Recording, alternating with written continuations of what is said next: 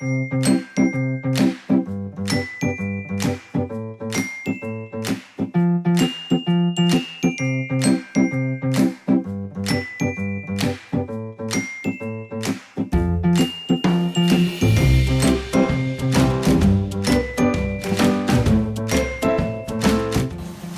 bomo naredili belokranjsko pogačo.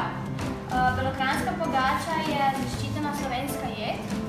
Je okrogle oblike.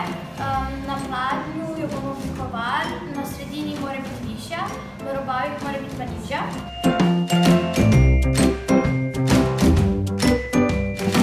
Danes delamo krompirjeve krge. Naredili smo jih tako, da smo naribali krompir, dodali moko, drobtince, jajca, peteršilj, kasneje pa še ocvirke.